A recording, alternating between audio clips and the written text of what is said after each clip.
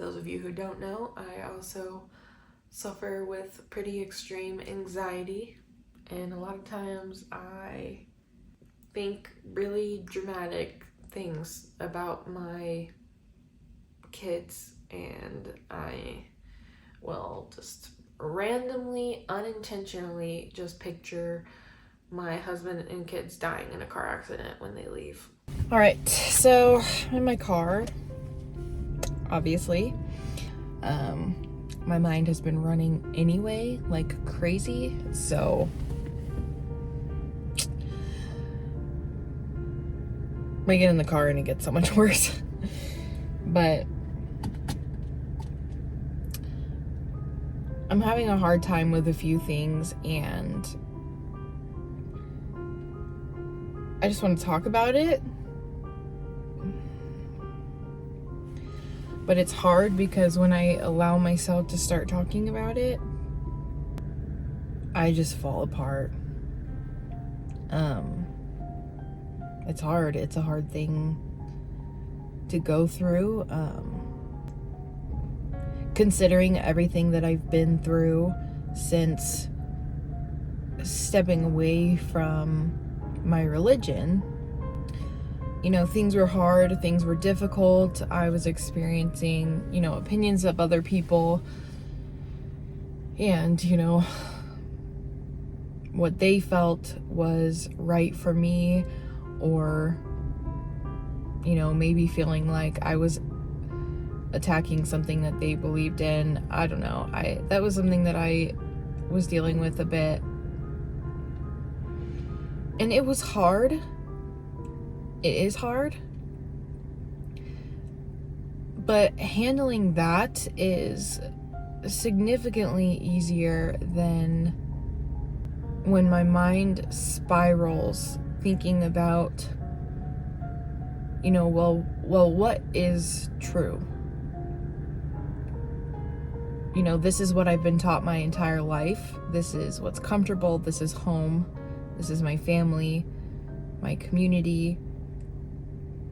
It's everything that I've ever known. And choosing to walk away from that is an extremely difficult decision. It's not me falling away or going inactive due to laziness or, I want to participate in certain activities that aren't recognized by the church as being good or beneficial, or I guess you could say like leaving because I wanted to sin. It has nothing to do with that. And it has everything to do with me thinking deeply and deciding for myself what I genuinely believe is true.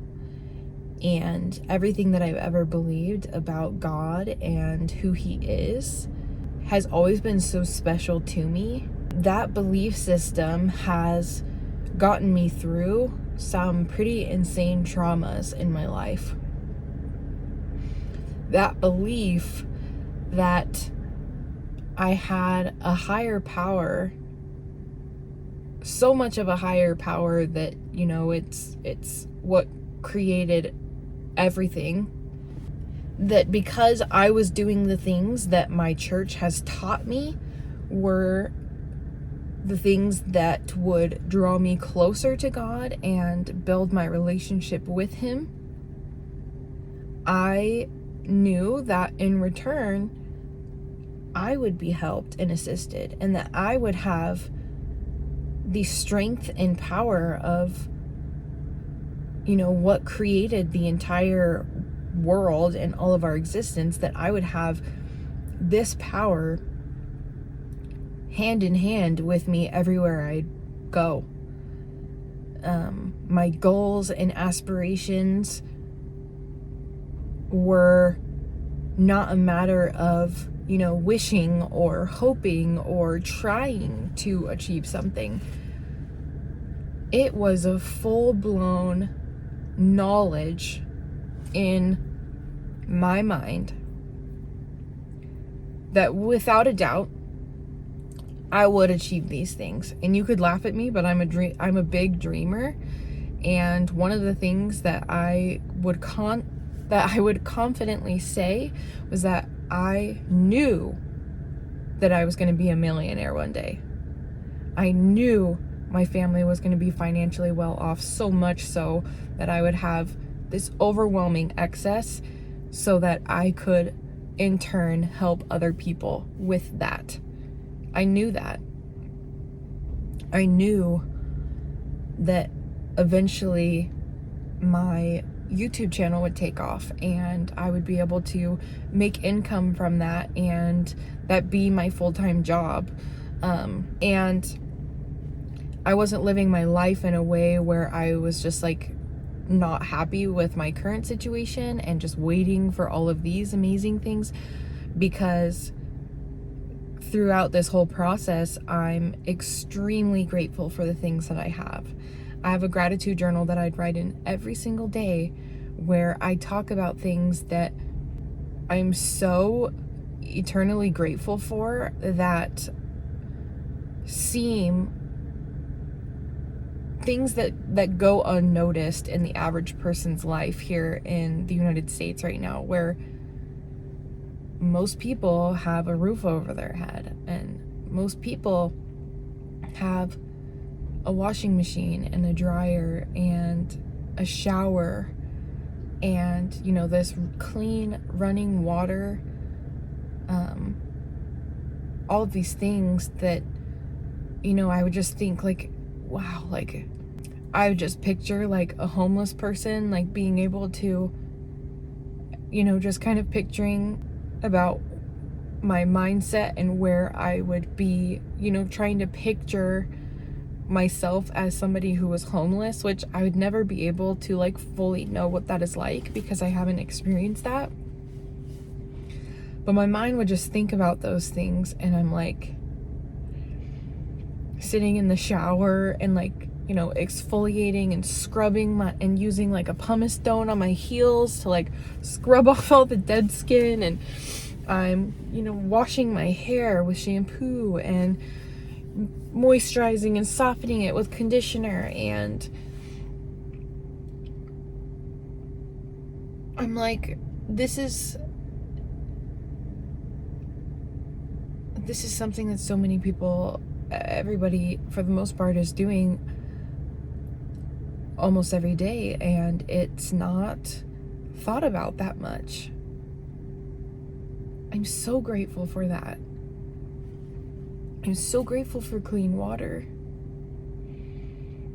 So grateful for like easy access to food, even through inflation and things, just prices rising. The access is still easy.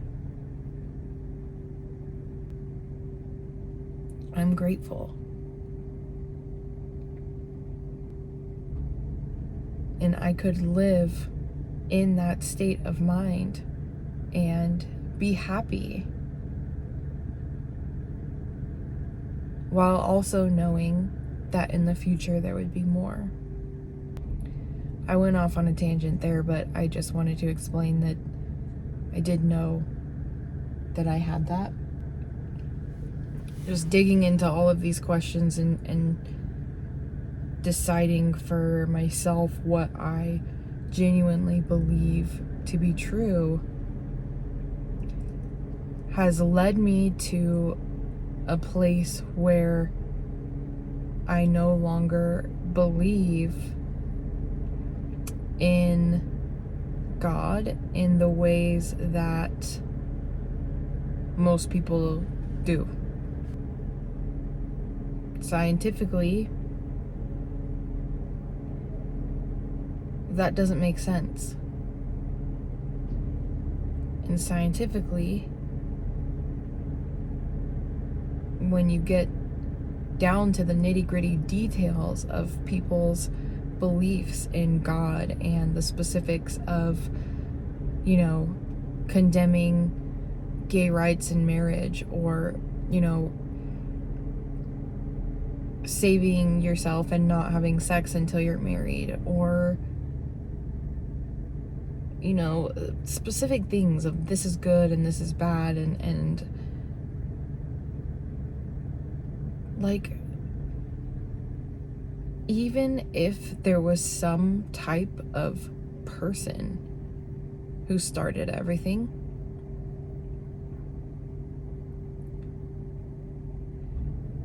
it's like the more and more that I study space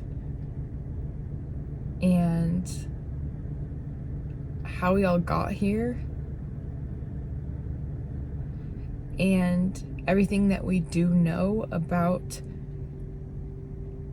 outer space and what's out there, like those tiny little details, and like that makes no sense. Like, if there was a person who did all of this, which scientifically does not make any sense at all, but if, I believe our purpose would be just to exist and have a human life experience. And as human beings, we have very natural tendencies. Just like animals, certain animals don't have to be told. You know, they might have this natural tendency to hunt other animals, and they don't have, you know, their mom and dad or something coming along saying, no, you cannot participate in these natural tendencies. Like, it's wrong to do that. You need to like fight that. You need to avoid that, even though it's something that comes naturally to you.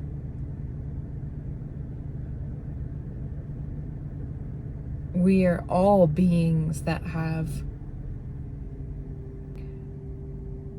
our brains are so powerful. Like, my mind can just go onto so many different tangents about all of this.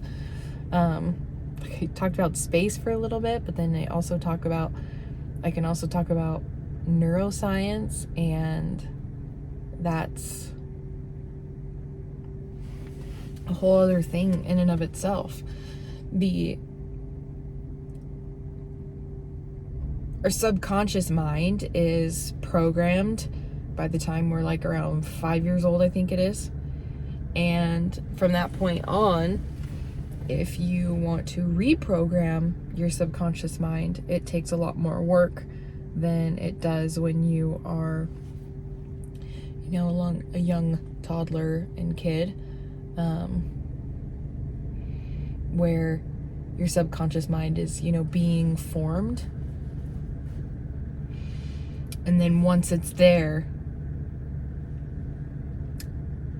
that's when there are things that can feel like they're set in stone. Beliefs about who we are, where we are safe and where we are not, things that are right and things that are wrong, the way that we feel about ourselves, like observing our environment around us and adapting. Once all of that is formed, it is really, really, really hard to change it, to reprogram it. That's why diets can be difficult. One of the many reasons. It's what our bodies are used to. It's habitual. It's what we've done over and over and over and over again. And repetition is how you reprogram your subconscious mind. And to your brain and your body, your subconscious mind is, everything within it is factual and natural. It is an automatic, it's like an autopilot that your body goes to naturally without thinking about it, because it's ingrained in your subconscious mind. And like I said a minute ago, that is programmed through repetition. So when you're raised for 18-ish years by parents who raised you up and taught you everything that they know and did their best to, teach you, to prepare you to be able to go out on your own, and to live your life, and how to act and how to behave and what to do and what is true and what's not. They teach you everything that they know, and you learn from them, not only their words, but you learn from their actions. And that repeated behavior for years and years and years becomes ingrained in your subconscious mind as facts. If you're going to church every single Sunday where they're talking about God and the existence of God, what's right, what's wrong, what to do in different scenarios, when you've got things to memorize, like memorizing scriptures, and reciting them, when you are a member of the Church of Jesus Christ of Latter-day Saints, or as many of you know it using the term Mormon,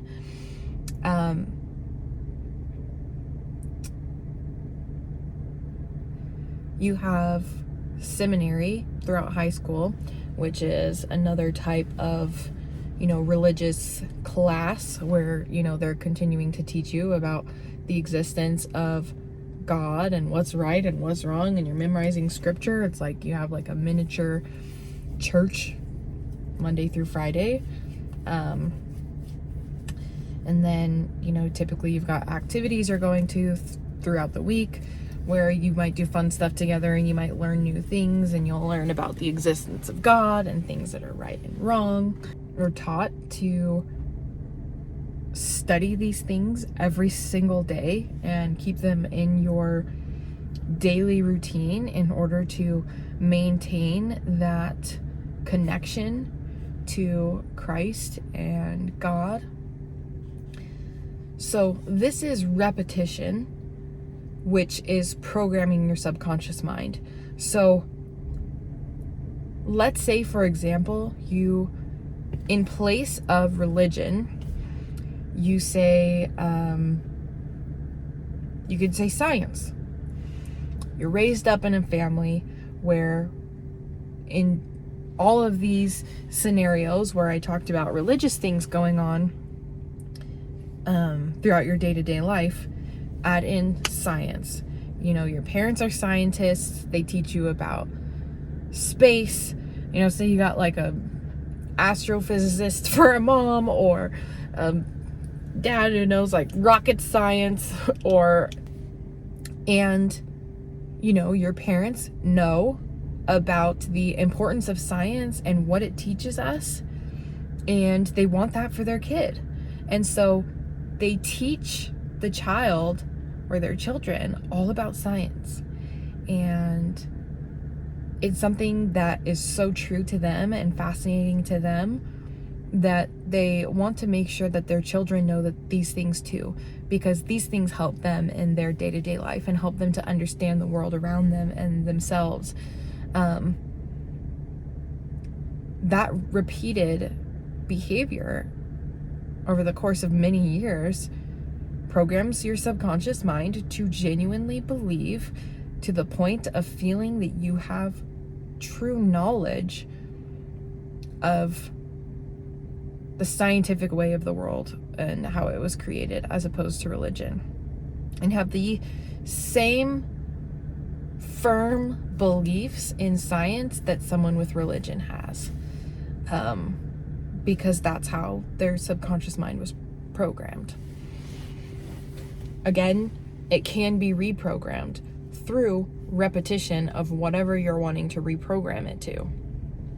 Stepping out of that comfort zone and, looking at the whole scenario from the outside looking in is uncomfortable, and the subconscious mind wants to fight that, and they're like, no, like, this is not what you've been doing. This is not, like, we typically do ABC every single day, and now like I'm trying to autopilot, like do these things that you're supposed to be doing.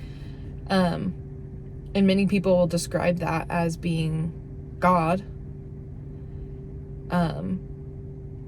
when scientifically that's your subconscious mind, that's in your brain. And you know, religious me would have said that of course science is going to back up this, you know, amazing design that is so perfect from God. He designed it that way, you know? It was so easy for me to come up with answers as to why people who didn't believe in God, or people who had, you know, anti-religion stuff to talk to me about, it was really easy for me to brush it off because I knew that I was right. And I knew that they were wrong, but I believed that they believed they were right. I respected them and their beliefs, but I knew that they were wrong and that I was right. And I always felt like the bigger person because I was always right. But then you take a step back and you think, why do I believe in God? Aside from the fact that it's what was taught to me as being factual my entire life,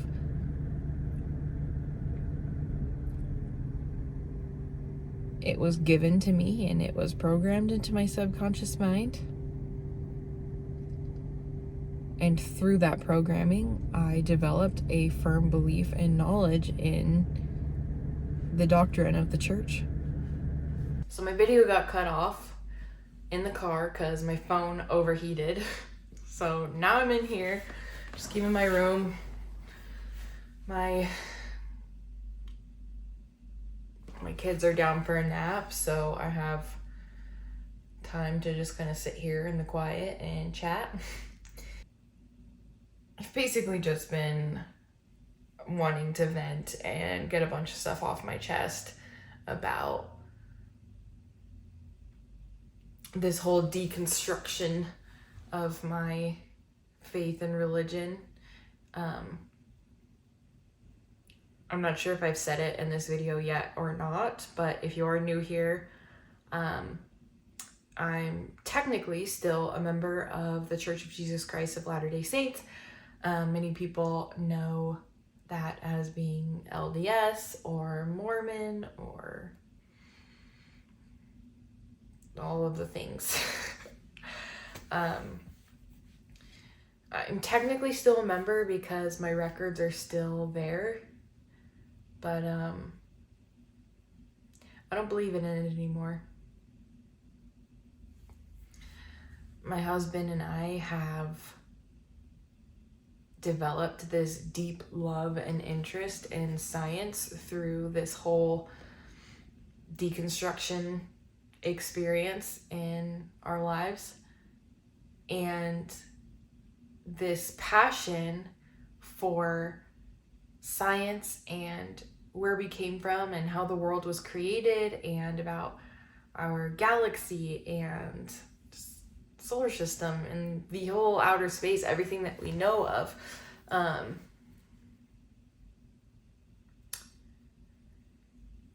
It makes the earthly perception of God really unrealistic.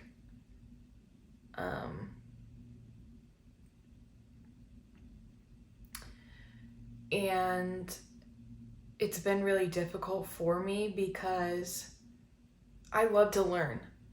I'm not typically one to firmly stand my ground on something so deeply and avoid, you know, anything that could sway me in a different direction. I have been that way with my religion for most of my life, and nothing else.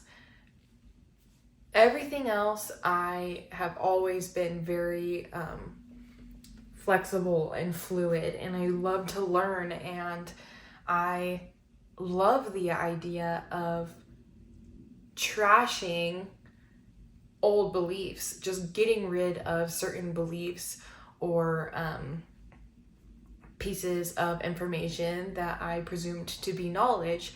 I could easily just trash it if I received new information that led me elsewhere. So, but I was never willing to do that for my religion because it was the one thing that I knew without a doubt was absolutely true. And anyone who had anything else to say about it was wrong. And they may have had good intentions and they may be perfectly happy in their lives. They may feel like they want to tell me these things because it might help me. They might, whatever the case may be. I always knew that they were wrong. And I always felt bad for them. I've always felt bad for people who didn't believe in God. I always wondered how they handled the death of loved ones, or death, the idea of it in general, which starts to become a really sensitive subject because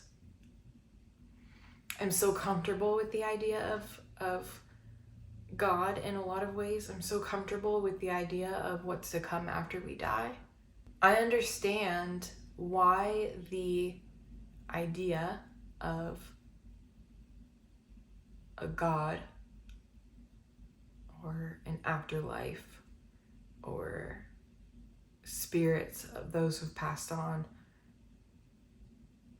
I completely understand where that would come from.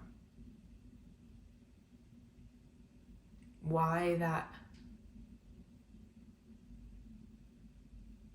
would start and show up in a person's mind in the first place, even having never learned anything about it before. It's comforting. It makes death not so scary. It makes losing the people that we love a little bit lighter, knowing that we'd see them again or that they would still be around us. That the existence of them never went away, just their bodies. And that we'd all be together. That sounds really nice.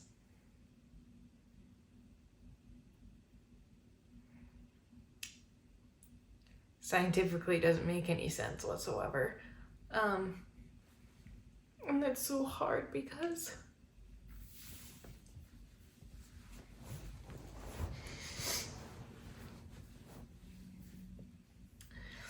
my mom died, we're coming up on 3 years. Or are we coming up on 3 years or 4? Oh, it's like gonna ruin the emotional moment for a minute because now I'm just like, okay, rude. It was 2019, June of 2019. Oh, so we're coming up on 4 years. Time's flying. Oh, that seems so weird that my daughter's gonna be 4 this year.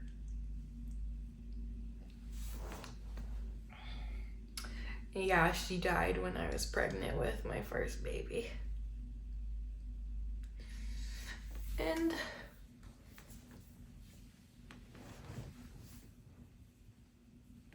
gosh, this is so hard.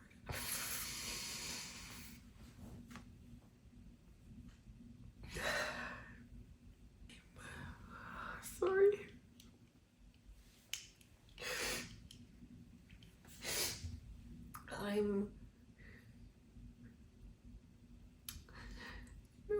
almost 4 years later, and I'm mourning her death all over again.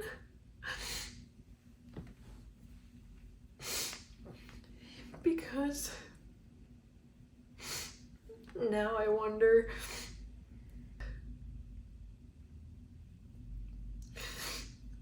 the idea of her still being here with me and helping me as a mom to my 2 babies, and that she can see them and she can be with them in spirit, and that, feeling like she's with me, and knowing that I would see her again, and I could see her hold my babies one day.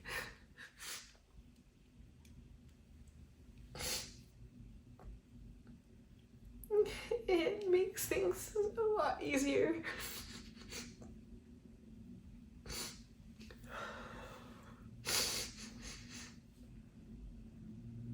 And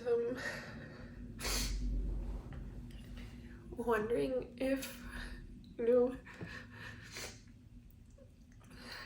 could it really, realistically, as far as what we know in science,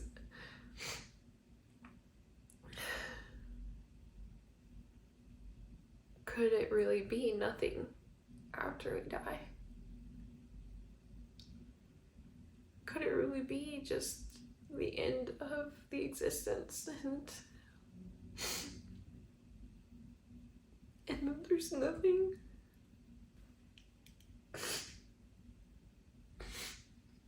Like, for people who are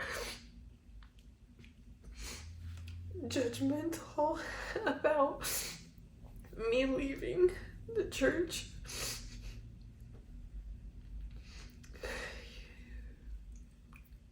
whatever their ideas on why might be, I'm not selfishly choosing this. This is so much harder. The belief. Like, it makes so much sense why so many people are religious. Like, those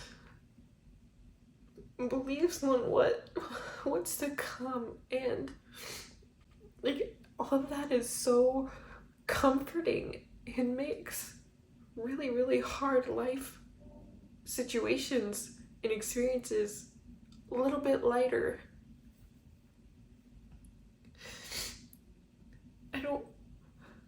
I didn't want to do this. I didn't want this to happen.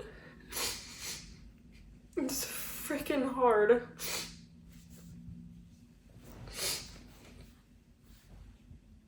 A hot mess over here. But for those of you who don't know, I also suffer with pretty extreme anxiety. I have a couple anxiety disorders that I've been diagnosed with.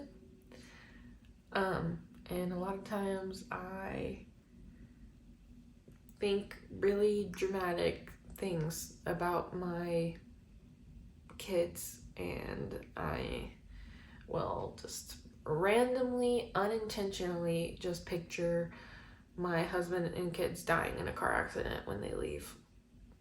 Like, if they leave the house and I'm just here working or whatever I'm doing, I'm just like, what if they all die in a car crash? Like, I know it's so dramatic. I've always been like that my entire life, as far as I know. It's like, and I definitely know about how to help myself not think that way all the time. And but that is getting harder and coming back a little bit more now with the if there really isn't anything after we die. It's like how much harder that makes death.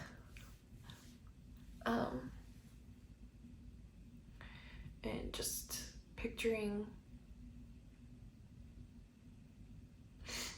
like, what if something happens to my kids, or the fact that death is inevitable and it's gonna happen to all of us. I wasn't so scared because I knew that we'd be together again. But again, scientifically, that doesn't make any sense.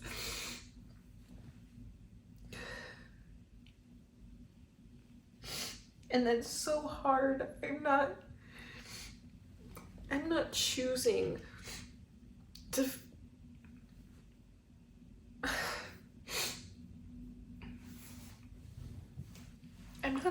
I'm not selfishly walking away from the church because I feel like it, or I'm mad, or I'm hurt or confused, or I am very confused, but it's not because I want to go drink alcohol and get high and like it's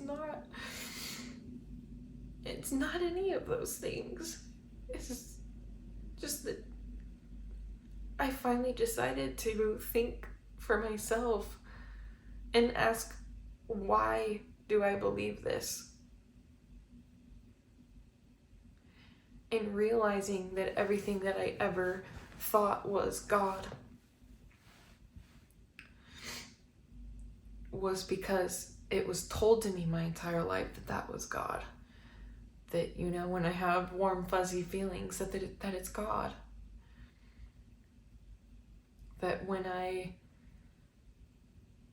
things work out for me, that it's God. There was always an explanation for something being God, because it's how it was taught to me. This is just kind of all too much.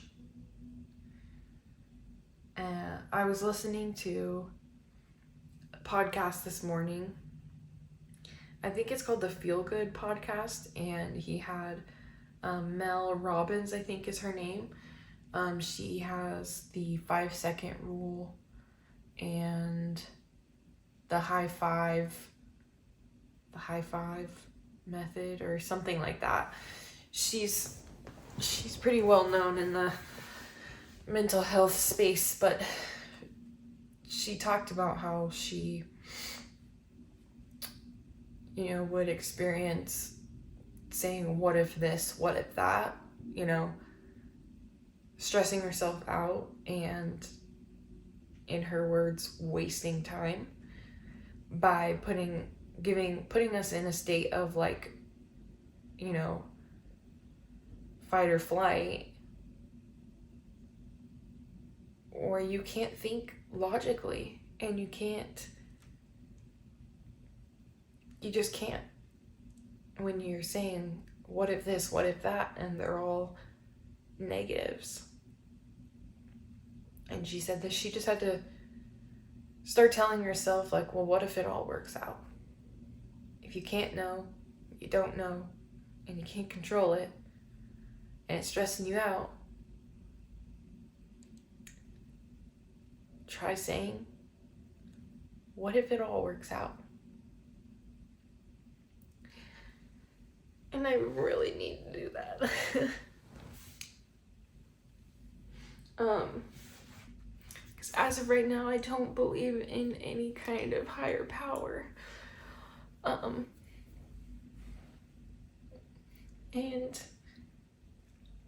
it's an extremely painful feeling, considering what I was taught and what I believed my entire life was felt really good.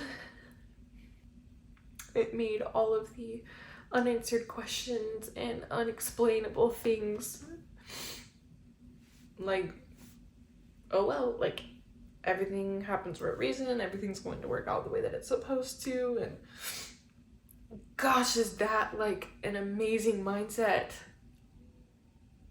And I had that because of my belief in God. I was so confident, and I am learning that I never developed that confidence in myself. I developed confidence in God. I knew that He would take me where I needed to go and where it was meant to go. I knew that He was going to help bring me to all of my desires and goals and aspirations. My confidence was fully in Him. I never built that confidence in myself. Every time I got through an emotional time, every time I got through trials, it wasn't because I worked hard. It wasn't because of anything that I did. It was always because of Him. And so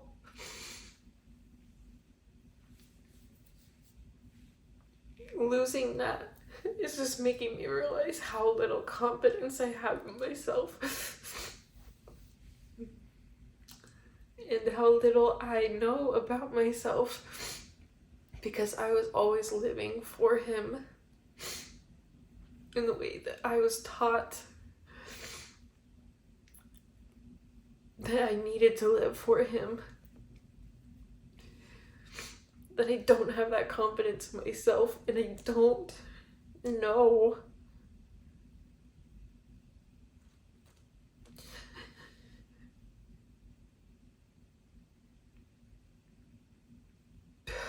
jeez.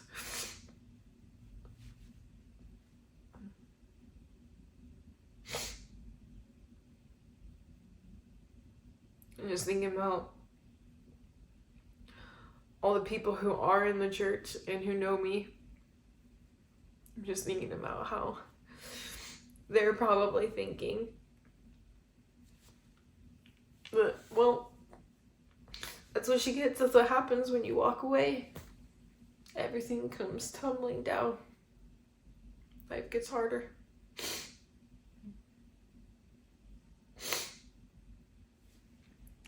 And that's freaking true.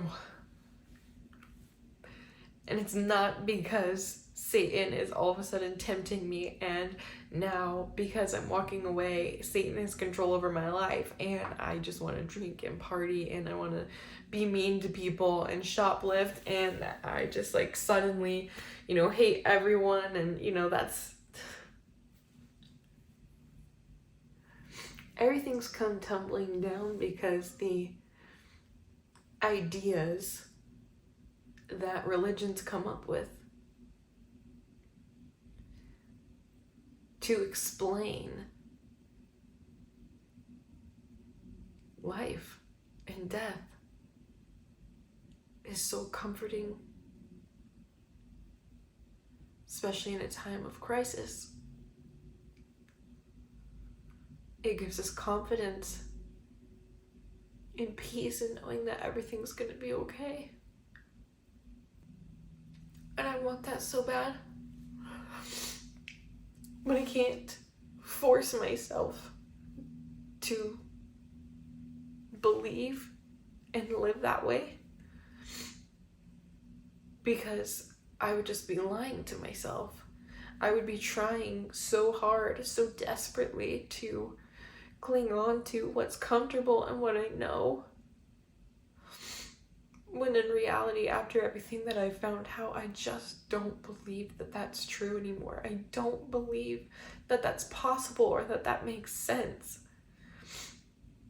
And religious me is like, comes back in like,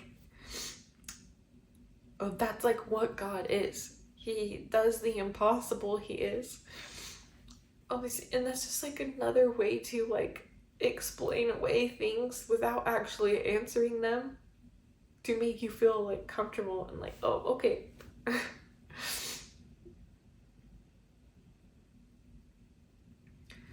So I'm learning that I need to figure out what makes me feel good for me. What do I need to do to live my life in a way that fulfills me?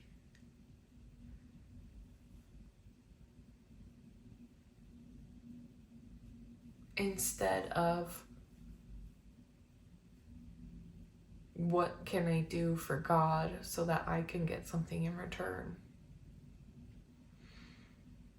Like, he's so powerful, he can take me anywhere, can do anything, and I have that with me, but nothing can stop me. And that mindset is science.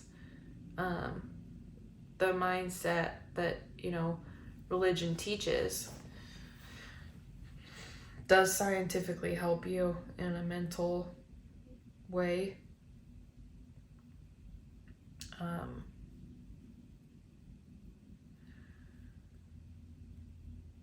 But I just have to keep reminding myself that if I genuinely believe that it's been me, myself, and I this entire time, that it wasn't God who kept me from ending my life as a teenager, that it wasn't God who helped me to forgive people who abused me or hurt me in one way or another. It wasn't God who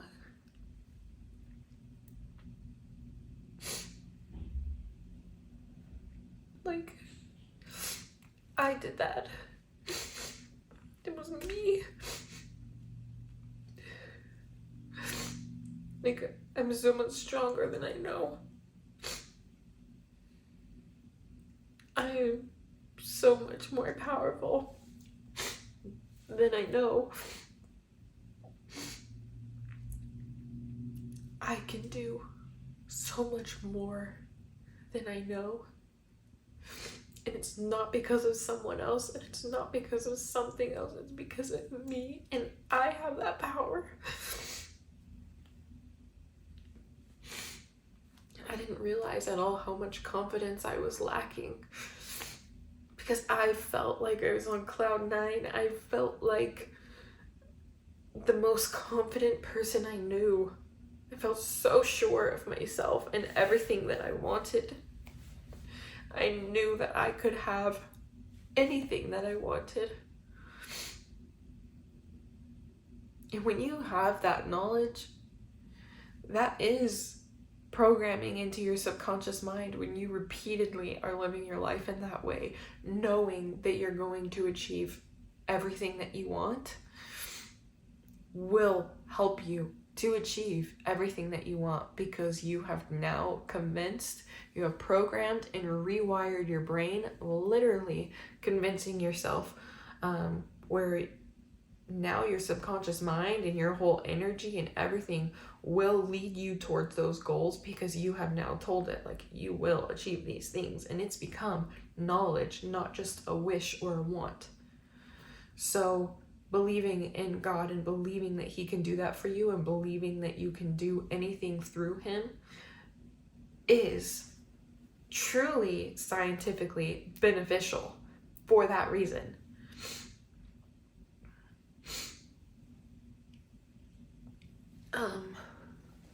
So I'm just kind of trying to figure out how to do that for myself now.